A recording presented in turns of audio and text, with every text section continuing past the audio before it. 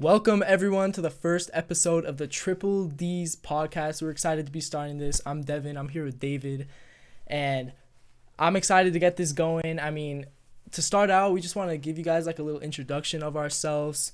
So, David, you want to start out first? Introduce yourself. Yeah. So me, I love all Mile High sports, so Rockies, Broncos, Nuggets, you name it. We'll talk about them a decent amount, and yeah. Yeah, that's good to know. For me, we're in the same boat. We both live in the Denver area, so I support all the Denver Nuggets teams, but also I was born and raised in the Bay Area, so I also support those teams: Golden State Warriors, San Francisco 49ers. Mostly NBA, NFL talk's going to be on this podcast. I'm a baseball casual, all the other sport, I'm a casual with everything else, but NBA and NFL, I like to talk about it. So, that's a quick little introduction about us. So we're just going to get started. You got anything to mention, David, to start? So I think we can start out with the news about Madden, and then talking and saying how this coming year is going to be a make or break year for Madden. But I think this is BS. I think it's just they're kind of stirring the pot and making people believe that it's going to be different and better, but it's just not. It's a tactic to get more people to buy again. Yeah, no, I agree. I know that report you're talking about. They were saying like, oh, Madden 24 is going to be the last chance, or else there's going to be major changes in the company or stuff like that. I agree. I think it's BS. I think if it's not BS and they actually do completely change the layout of the game and everything, and they still fail, then I think that Madden is officially going to die. There's always talk every year like, oh, Madden's dead, nobody plays Madden. But in all honesty, Madden will never ever die. You have NFL fans, regardless of age, who are gonna buy it every single year, even if it's trash, even if it had graphics like Madden 2K5 or something like that. People would still buy it. But I think genuinely, if it's trash again, then it's officially going to die. Because did you hear what happened with all the franchises? Like a bunch just got deleted out of nowhere. Yeah. 40% of all the CFMs got deleted. That's unbelievable to me. How do you have the billion-dollar company? Get out of here, man. That's horrible. Literally, that's horrible. Yeah. So, going off of that, you want to jump into the first topic of the first episode of the pod, David? Yeah, let's go. All right, let's get it. So, for the first episode, we're just going to be giving our takes on some teams in the NBA in both the Western Conference and the Eastern Conference. So, to start out, let me get your opinion, David, on the number 1 seed, the hometown Denver Nuggets. Let me hear it. Yeah, so at the time of this recording, the Nuggets have just beaten the Memphis Grizzlies, who are number 2 right now. And, that was such a big win because, it was very back and forth. The Nuggets were down most of the game. And then, entering the fourth quarter, the Nuggets just went off. They contained John Morant and the Grizzlies to just 17 points. Everybody around Jokic stepped up. And that's what you need from a team like the Nuggets, because you can't just have Jokic be your guy. This year, it has to be no excuses going into the playoffs to get a ring. Jamal is fully healthy, I believe. Michael has to step up, and they've been doing that. So, yeah, no, I agree with having to have more options other than Jokic, because last year was only Jokic as the only option on the team, and we all saw where that led them. 6 seed, first round exit, nothing special. But this year they have Jamal Murray coming back. He started off slow, but he picked it up, and he is 100% back to himself, and you can argue he's been better than he was pre-injury. He's averaging 20 points a game. He's been going insane. Aaron Gordon playing at an all-star level, having one of the best years of his career. Michael Porter Jr. coming off that back injury, he stepped up. And then they went in and they got all these offseason acquisitions. They got Kentavious Caldwell-Pope. They got Bruce Brown. They just picked up Reggie Jackson off the buyout market. Just traded for Thomas Bryant. Traded away Bones Highland for more experience, as they don't want those young guys off the bench for the playoffs. You can tell that they're building the team to go on a championship run. So I think Reggie and Thomas Bryant, many might not be thinking about them too much. I think that they're going to be a key part in this run because they really need to get that bench to be more consistent because Reggie last night, at the time of this recording, was barely hitting shots. He had really good looks and was just hitting the front of the rim. So yeah, that's going to be a big part of this run for the Nuggets. Yeah, Nuggets did a great job getting that win against the Grizz last night, but I think overall they have the pieces. I think they're my favorites to come out of the West. No bias really, but I think they're my favorites right now. But obviously they don't have that like championship experience, to go on a deep run. So as you said, everyone's Yeah. gonna need to step up. It's Jokic himself isn't gonna get the job done, but I think they can definitely do it. They're probably gonna finish as the number 1 seed when it's all said and done. Gonna get an easy first round matchup, and then from there they got some tough teams to face in the West. But I think they can get it done if they're full strength. It's gonna come down to injuries personally, and I think if they're fully healthy, then nobody can really stop them. Yeah. Okay. Moving on to the next team we're going to talk about, we've got the Phoenix Suns. Phoenix Suns, hot topic of the NBA right now. As we all know, just traded superstar Kevin Durant. Got a trio, Chris Paul, Devin Booker, Kevin Durant. But they traded away a lot of their depth with that trade. Mikal Bridges, Cam Johnson, Jay Crowder. They traded away all that depth. But you can't ignore a team with star power like that. What are your expectations for the Suns this season, David? So my expectations would be, I'd say like they would fall short. They wouldn't make it out like the third round because while they do have a lot of star power with their big three, like you said, they traded away so much depth who were really good at playing defense, being consistent and getting buckets when their stars weren't in. But now that they're gone, like, I mean, they're going to be playing nobodies at this point, and that's a really key part. So, Yeah, I think it's championship or bust for them. I mean, how can you go all out and trade for a guy like Kevin Durant without aspirations of winning a championship? But as you said, it's a tough Western Conference. It really is. I mean, you got the Nuggets to go through. You got the Kings, maybe the Grizzlies, the Warriors, the Mavericks. The Clippers even. Like you got all these teams you got to get past. And I mean, I could see a bunch of those teams I just listed making it close with the Suns, but we haven't seen too much of Kevin Durant at the time of this recording. We've only seen 2 games. He's played all right in those 2 games. But not too much to see. Yeah, I mean, but yeah, their depth. I mean, yeah, they got DeAndre Ayton, Kevin Durant, Devin Booker, Chris Paul. But they're starting Josh Okogie, and they got like 2-way players as like their 6th and 7th men off the bench. And to me, I mean, that's just not championship caliber. I mean, I don't know. Their team's way different from when they made it 2 years ago, but we'll see. We'll see with the Suns. We'll see. The next team we're going to talk about is my team, the Golden State Warriors, one of the hottest teams in the league right now on a 5-game win streak at the time of this recording. I'll let you go first on the Warriors, David. Take it away. So I think the Warriors at this time of this recording, they're getting really hot, if not hot already.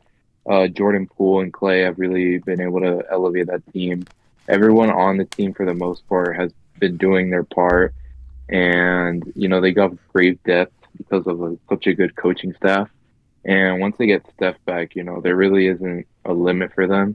They can compete against any team in the Western Conference, even though it would be close. But in come playoff time, like, Steph doesn't really have bad games, even if he does. Well, no, he doesn't have bad games, just that I think it's Clay who sometimes can be inconsistent. Jordan Poole also, I'd say is pretty inconsistent. Last year he was really good though in the playoffs, but this regular season he's been pretty inconsistent. The only thing I'll disagree with is Clay being inconsistent because the dude has been going insane the last 2 months. But I can agree with everything else you said. My number one take from my team, because I watch every Warriors game, I know all about that team, but my number one take is just simply when in the playoffs, you cannot underestimate them ever. Even if they're the 8th seed, you just can't. Like, with who's on their team, you just literally can't.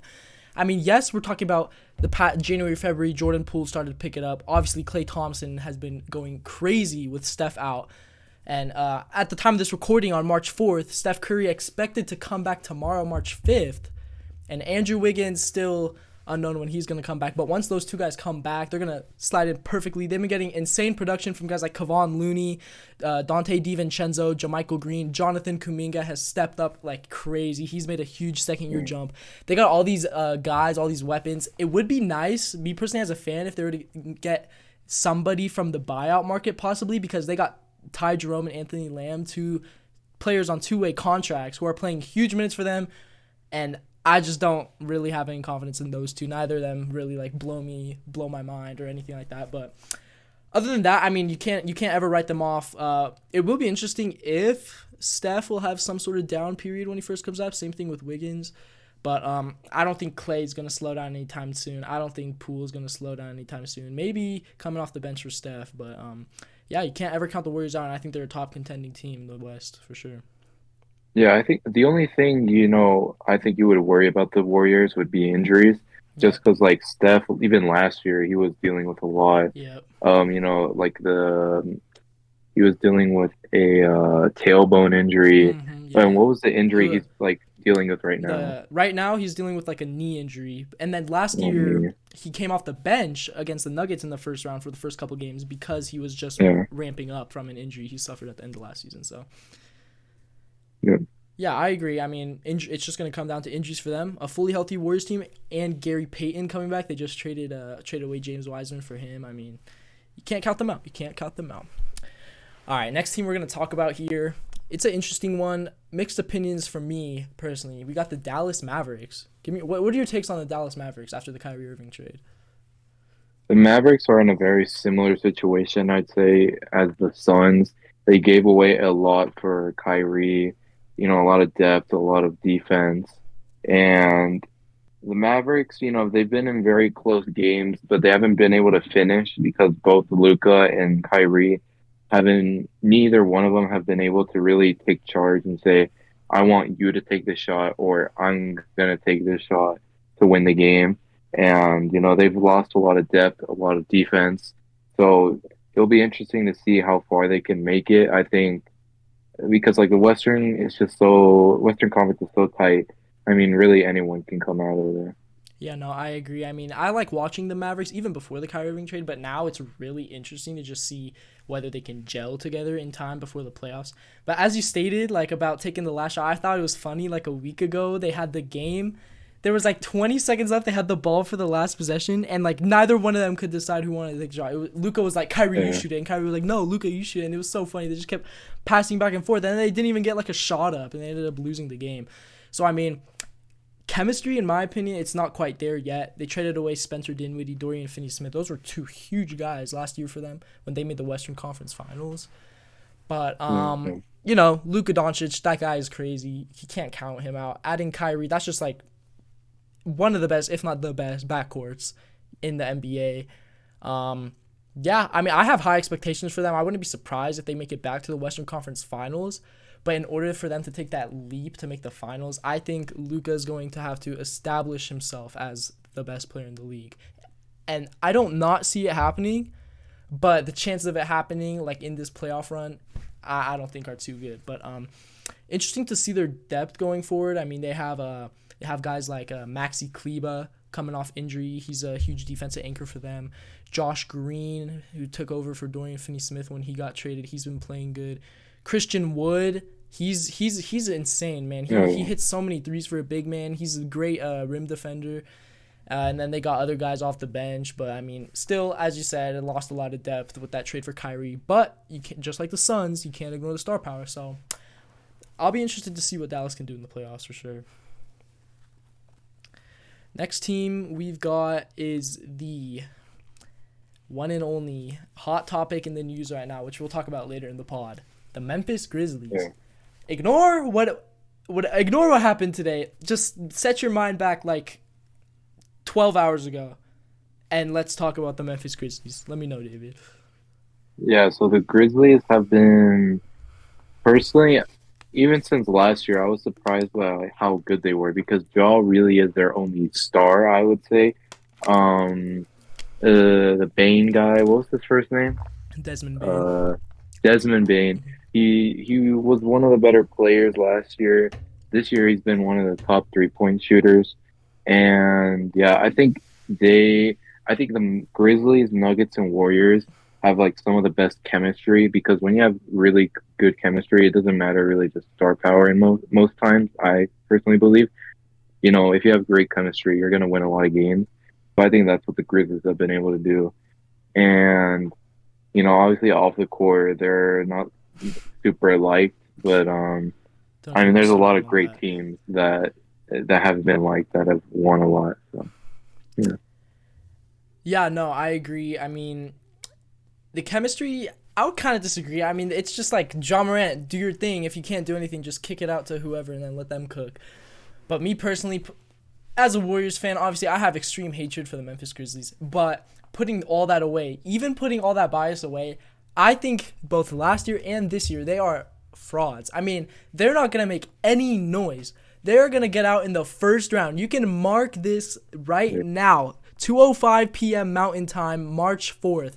I said that the Memphis Grizzlies are not making it past the first round. They're not. John Morant he's gonna be in jail probably. Dylan Brooks is gonna yeah, get suspended like 10 times before they make the playoffs. Jaren Jackson Jr. is not gonna be able to lead a team, and John Morant is not that guy. Get rid of all the outside stuff. He's not that guy. He's a superstar. He can dunk. He can fly. He's athletic.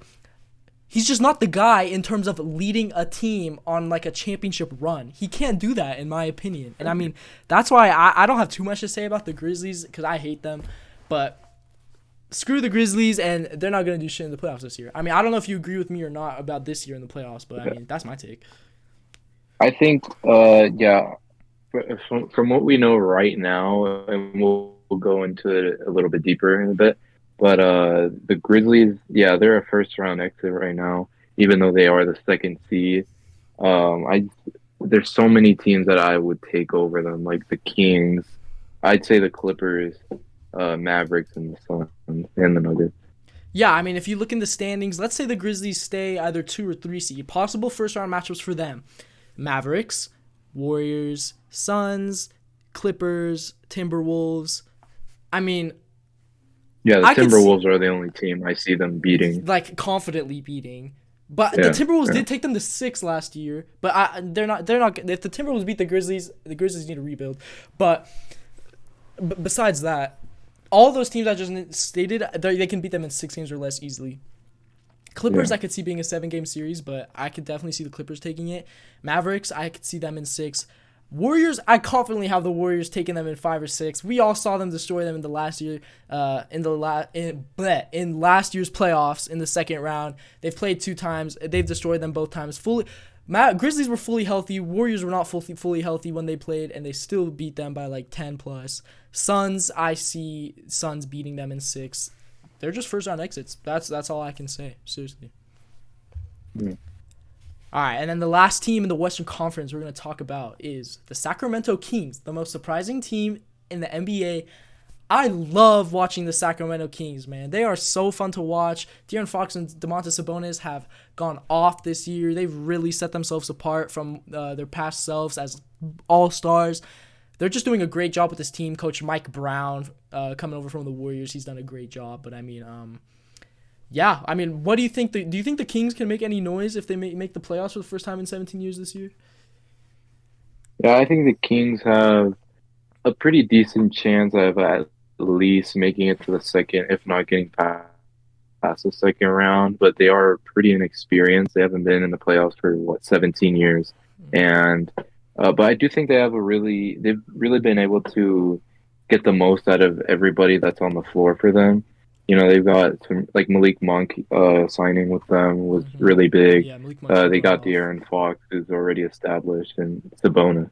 Yeah, Yeah, I mean, yeah, the players don't got that championship experience, but I mean, Coach Mike Brown has been on every single Warriors team that's won in the last 8 years, so he has that crazy playoff experience. So, in my personal opinion, he's unanimous Coach of the Year with what he's done with this team in his first year yeah, as head coach, nevertheless. But yeah, I mean, Mike Brown, he's done a great job with them. De'Aaron Fox sprung off. I mean, they got other guys. They got Harrison Barnes, as you said, Malik Monk. They got other guys. They got Kevin Herter, who's been having a great 3-point shooting season this year. they got guys all around that I think can definitely make a difference in the playoffs. Do I see them going past, let's say, the second round? Probably not. Just because the star power of other teams outweighs their star power. Yeah. And experience, too, with teams like the Warriors or like the... Who else? That's like the only team that has like genuine playoff. Maybe the Suns. But yeah, like those teams like that, I just don't see them getting past, personally. Okay. Moving on to some Eastern Conference teams for today. First team we're going to talk about is the reigning Eastern Conference champion Boston Celtics. David, what you got to say about them this year?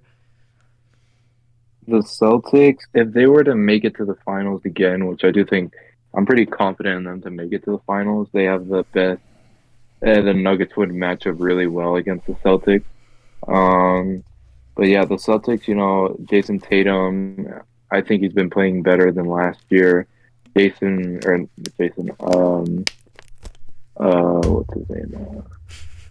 Jaylen Brown, he's been playing great. Jaylen Brown. He's been playing really great. He's always been one of my favorite players on that team. Mm-hmm. And Al Horford, I'm not gonna lie, for like no reason, I just don't like him. I think no, that me he's neither. just too old. He gives to be me nightmares well. from last year's finals. Game 1 of the finals. Yeah. I'm gonna edit this and I'm gonna put a clip of all the threes he hit in Game 1. I wanted to cry after Game 1 because that was that fourth quarter collapse. Yeah, I hate Al Horford too, but you got to give him his credit. I mean, he's been playing good this year. Yeah, like I don't know how he's been playing so well at the age that he is. I know, dude's like but fossil. Like he's like 36, I think. And he's giving consistent minutes on a championship team. But, I mean, for me, the Celtics, I think, just like you said, they can easily make the finals again. Their main competition, likely Milwaukee and Philadelphia. Jason Tatum, obviously, he's even took a step up from his play last year. Obviously, he's an MVP candidate this year. Jaylen Brown has been an amazing co-star to him. And then, Marcus Smart's been out, but they got guys like Derek White, who's been stepping in, playing really good minutes. Malcolm Brogdon, who they just traded for this year. He's been playing good. Robert Williams, he's a good rim protector. They got all sorts of guys like on the bench, too. They're really deep. I mean, they were deep last year, but they pretty much got the same roster aside from like a couple guys and Malcolm Brogdon. But it's just going to come down to the competition with the other like two teams who are contending to make it out the East.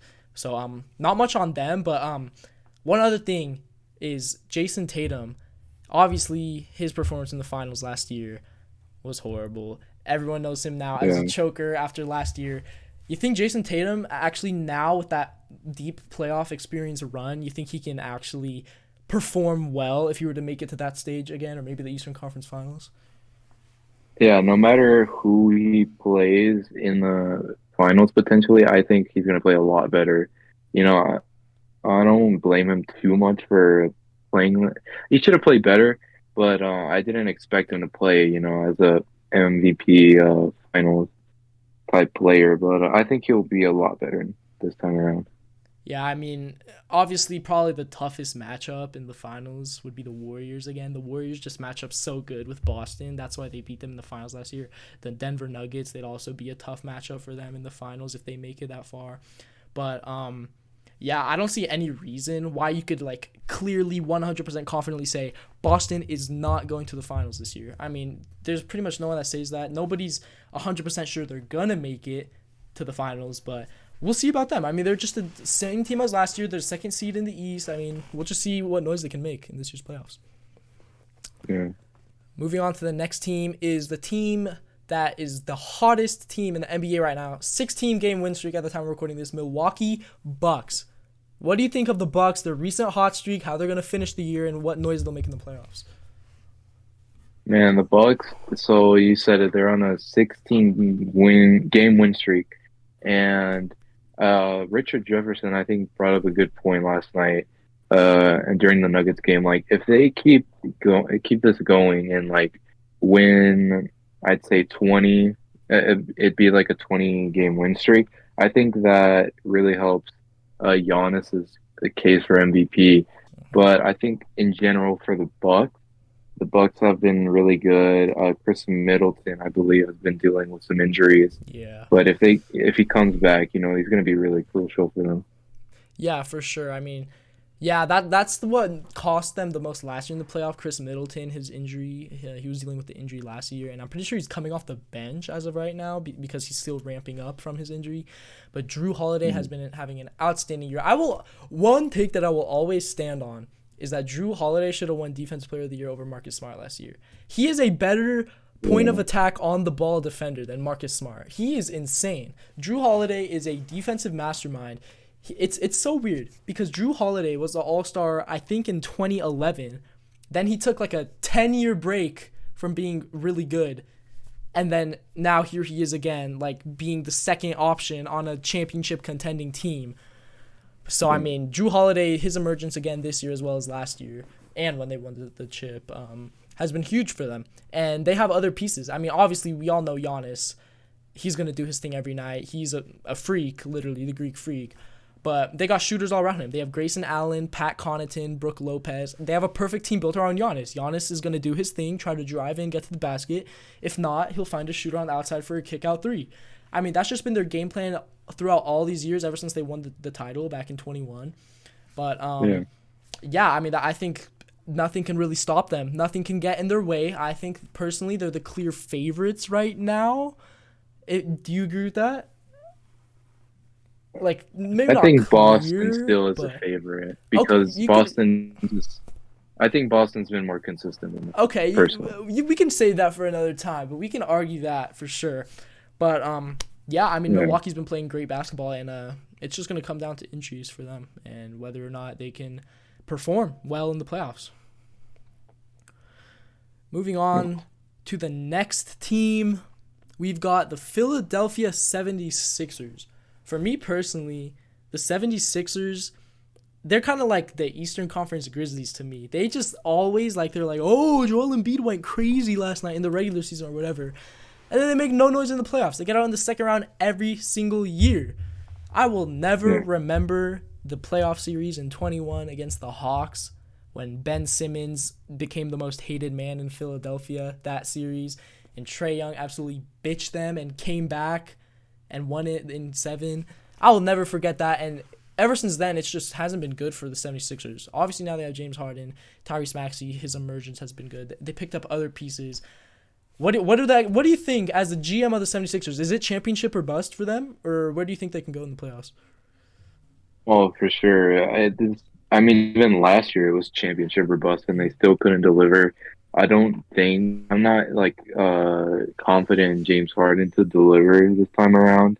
Like, because if it wasn't last year and multiple years in the past that he's been in the playoffs, why would it be this year? Yeah. So yeah, I mean, I think like you said, they'll be second round exits. Yeah. I mean, Did you pause? Okay. no, it was a little laggy on your part, but I mean, well, it's fine. But yeah, for the 76ers, I mean, Joel Embiid, he's just wild, man. He's dropping like 40 and 15 with 5 blocks like consistently. I mean, the dude, he's just a beast. Like, there's no better word to describe him than a beast. But does he have it in him? Does he have it in him like Jason Tatum might have, like Steph Curry might have, like Luka Doncic? Does he have that factor to get them far in the East, maybe to the finals? Does he have it in them? I don't know. I don't think so, but we'll see what Philadelphia can do this year. Next team is one of my personal favorites to watch recently, the New York Knicks. Man, the New York Knicks, they have been going crazy recently. I think they're on like a 7 or 8 game win streak right now. As of the time of recording this, last night, Julius Randle hit an insane game winner. I'm going to put that on the screen right now. Julius Randle, insane game winner against the Heat. I mean, this team is just so hot right now. They traded for Josh Hart. Jalen Brunson is exploding and just picking up where he was in the playoffs last year. Julius Randle is having another great season. What are your expectations for them? They're probably not a championship team, but they are really, really making noise right now in the Eastern Conference. Yeah, so the beginning of the year, I'm pretty sure they started really slow. Jalen Brunson looked like he was highly overpaid, but I mean, he's been playing when it matters the most so far. When they traded for Josh Hart, I really did not expect him to do much with that. I thought it was a really overrated trade. an overhyped trade too. But Julius Randle, he's been playing really well again. Like I said, Jalen has been playing when it matters the most, playing really well when it matters the most. They've been playing some really good basketball, but when it comes to playoff time, I think they're going to be a first round exit. Yeah, I don't know about that Josh Hart trade thing. They traded Cam Reddish for Josh Hart. In my opinion, that is an insane flip. Cam Reddish is trash. He is overrated. He did nothing with the Hawks. He got traded to the Knicks and was like, oh, he's gonna go crazy now. He was out of the rotation within 10 games of the season. He gets traded to Portland. I watched a couple Portland games. He sucks. Literally, he sucks. And then look what Josh Hart does. Josh Hart comes in and contributes to winning basketball. Josh Hart is underrated piece for this Knicks team. So just want to get that away. Sorry, but I mean, I didn't hear much when he was with the Blazers either, though. I mean, now he's playing well. He was like decent piece with the Blazers, but I mean, I think he just fits well with the Knicks. He got that Villanova connection with Jalen Brunson. You feel me? But yeah. Jalen Brunson, I just love Jalen Brunson's game. Last year in the playoffs when he was with the Mavericks in the first round, they played against the Jazz. I know that Luka missed a couple games in that series. And in those games, Jalen Brunson officially showed that he is him. I mean, he played so good as the first option, and that's what led to him getting his huge contract. And just like you said, everyone's like, oh, overpaid, what is this? But at this point, it's looking like one of the best contracts in recent memory. I mean, it's a crazy flip because Jalen Brunson's been playing amazing. He should have been an all-star. I don't know who didn't put him in the all-star game. That's BS, but yeah, I mean, Knicks, fun team to watch. Are they going to make noise in the playoffs? Probably not. So, you got anything else on the Knicks? No, I do give props to Julius Randle. I think he's been playing the best this season. Or not the best, but he stepped up definitely. Yeah, for sure has stepped up. Okay, last team we're gonna talk about today is another interesting team. Bunch of new addition in the offseason for them. The Cleveland Cavaliers, currently sitting at the 4 seed, 2.5 games behind the Sixers and a game ahead of the Knicks for 5th. Imagine the Knicks jump up to the 4 seed. That would be crazy. But besides that, the Cavs, obviously Donovan Mitchell has been insane this year. This is one of his best years of his career, and he's been like a star his whole career. I mean, he was an all-star starter. Yeah, he was an all-star starter. And he's been going crazy recently. I mean, him and Darius Garland have lived up to pretty much all the hype, as a backcourt duo. People are like, oh, how is this going to work? Darius Garland isn't going to be good anymore. Garland has still played good this season. And, I mean, they have insane frontcourt of Evan Mobley and Jarrett Allen. I mean, but sometimes when I watch them, it just, feels weird. I don't know. The lineups that Coach J.B. Bickerstaff puts in, it's just strange sometimes. But, they have the star power, but do they have that experience and kind of chemistry that they've built so far? Do you think that they have that to do anything in the playoffs this year?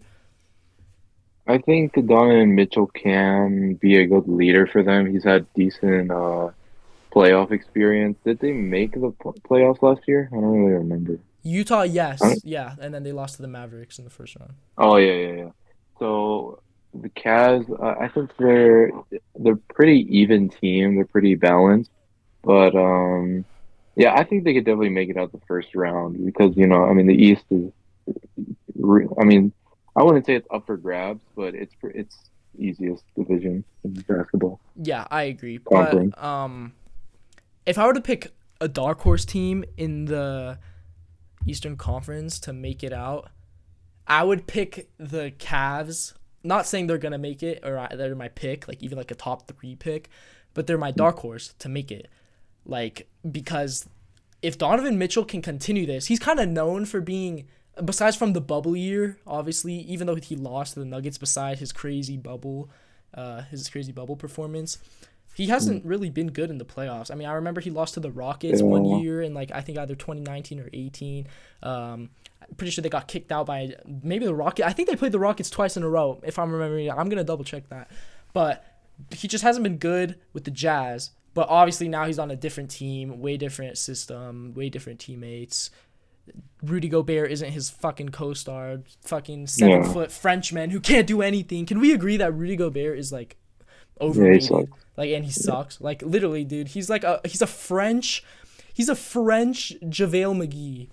Like he's not Oh, that good, bro. Like he's just not good, man. Timberwolves, you guys are whoever's your GM, Tim Connolly, the old Tim Nugget, Connolly. Yeah. dude. Tim Yeah, that was Connolly, a horrible you trade. what is wrong with you, bro? You traded Like two centers is crazy. You Two traded like Walker Kessler, Jared Vanderbilt, Malik Beasley, Patrick Beverly, and your whole future for a 7-foot French JaVale McGee. Like, yeah, dude, that's that trade. that's gonna go down as one of the worst trades in the last decade for sure, no doubt about it. Okay, but off topic now. Sorry, the Cavs. I mean, Donovan Mitchell, if he can gel, which he's starting to with Darius Garland, I can see them knocking out some teams in the playoffs. Like, let's say they're a 4 seed in the playoffs, and let's say they're gonna go against a 5 seed. I'll give you 3 examples, David: the Knicks, the Heat, and the Nets. You think they can beat all 3 of those teams? No, I think they could beat the Nets and the Knicks because Miami's pretty experienced with that bubble run in the finals. So I'd say they'd beat the Knicks and the Nets.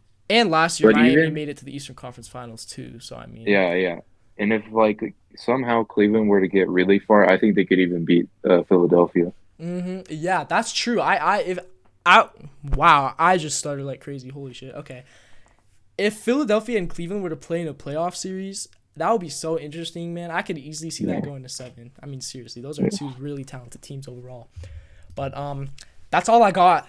That's all I got. Our takes on the Western Conference and Eastern Conference teams. But I got one more thing. The incident that has went down today. I'll put the details on the screen right now. John Morant, after a loss to the Denver Nuggets the night before, went to a strip club on Instagram Live and had a gun on Instagram Live in a strip club, and he Yeah. got caught in 4K. What the hell is wrong with this dude, David? Let me know. And man, so Jaw, like, this is really the year that he's like, it just flipped a switch in his whole personality. He went from being super liked, one of my favorite players, to now being one of the hardest, if not like the hardest player to defend at all. He's like, I wouldn't say he was like the Kanye West of the NBA. That's more of like Kyrie Irving. Oh, That's okay, more yeah, Kyrie. yeah. Yeah. He's like But he's the King Vaughn of the NBA, yeah, he's the King Vaughn of the NBA, man. And yeah, or Jaw, wannabe King Vaughn. I don't get why his dad T Morant hasn't like been involved at all. It seems like T Morant would be like the maybe not the best, but definitely like a guy that he could go to. Or I don't know why he hasn't like stepped in and been like, "What are you doing? Like you're basically throwing away your career at this point with all these allegations." And yeah, it's just it's really bad, man. You know, my take on this situation is, as you said, wow, I cannot talk today. A switch has flipped in John Morant. He's Yeah. always had that like X factor in him where he's been, he's a competitive guy. He's been trash talking. I know that from being a Warriors fan, watching that Grizzlies. Fuck you, John Morant, and Dylan Brooks. Fuck you, Dylan Brooks. But it's just stupid. The guy is just an idiot. What I was gonna say is my take is that this young superstardom has got into his head to like an Yeah. insane amount. Like his head is about to burst with all this superstardom that he's received. I mean, because obviously last year was when he like not broke out. I guess you could say he broke out the year before, but last year he established himself as a superstar in the Yeah. league. He's been continuing it this year. He hasn't been playing bad. Obviously the Grizzlies are the number 2 seed, but the dude is just insane. I could go over some others alongside this gun incident. A couple days ago, I'll try to remember the detail off the top of my head. Accusations released by the Washington Post, that John Morant punched multiple times a 17-year-old because of a pickup game, and then went into his house to grab a gun. Yeah, man, it's crazy because like at the end of the day, yes, they are allegations, but at that point, when you have like that type of allegations, it's really hard to not believe to a certain point. And also, yeah, I don't get it because he's not only is he a young dude, like he has a daughter, like he's not Yeah. he's not. He probably is single, but I mean, it's not like he doesn't have someone that he needs to take care of and needs to be there for. Mhm. I don't get why he's been acting this way. I mean, the dude, he's one of my most hated players in the league. I mean, why do you want to make it out of the NBA? Like, Yeah, I can't with the guy, man. I can't. And it's like I'm gonna put up a picture. You know that picture of him in like khaki shorts and like a blue like polo shirt with his yeah, family. yeah, I'm gonna put that up on the screen right now. This man was raised in the suburbs. He went to a private high school doing all this, yeah. bro. Get out of here, man. You're a bitch. Okay, I'm gonna read this to you. I don't know. Have you heard about the incident at the mall with his mom? Yeah, with the finish line Yeah. employee. Yeah, Yeah. I'll read a part of this. It says 2 months after the loss to Golden State, Morant's mother was at a Finish Line shoe store at a Memphis mall when she got in a dispute with a store employee. She called Morant, who arrived shortly after with a group of as many as 9 other people. Confronted by the director of mall security, Morant and his friends refused the security guard's demands to leave the mall parking lot. Police arrived and a verbal confrontation escalated, the report says, until someone in the group allegedly pushed the security director in the head. As the group was leaving the premises, John Morant said, "Let me find out what time he gets off," police wrote in the report. Like the yeah. dude is sliding for his mom as if the security guard at the mall is like his biggest op, bro. Like I don't even know what this dude, man. Like Yeah, I mean, I don't know why. Like, he doesn't need to do all this. He doesn't need to prove no. anything. This doesn't It's prove just, anything. He's out here threatening to kill yeah, minors over pickup yeah, basketball. And he's a top player in the NBA. Like it just blows my mind how somebody is this dumb. I mean, I hope he gets his act yeah. together. I could pull up. I'm pretty sure just 5 minutes ago I got a notification of like a statement from John Morant or whatever. I'll read it. Statement from John Morant. I take full responsibility for my actions last night. I'm sorry to my family, teammates, coaches, fans, partners, the city of Memphis, and the entire Grizzlies organization for letting you down. I'm going to take some time away to get help and work on learning better methods of dealing with stress and my overall well-being. I mean, yeah, that sounds good. Like, I hope he does. I'm not rooting against him. I want him to do well.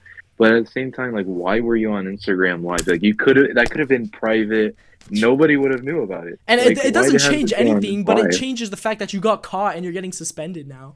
I don't know if we even Yeah, mentioned that. Yeah, in case y'all don't know, he got suspended for 2 games for having a gun on his Instagram Live as a superstar who kids look up to. That's the number one thing for me, man. Like, he is the Justin Jefferson of the NBA, man. Kids look up to him, yeah, man. Like, kids nowadays, like what Steph Curry was to me when I was like 9 years old, that's what John Morant is to 8 and 9 year olds now. I mean, and he's doing all this. It's just sad, man.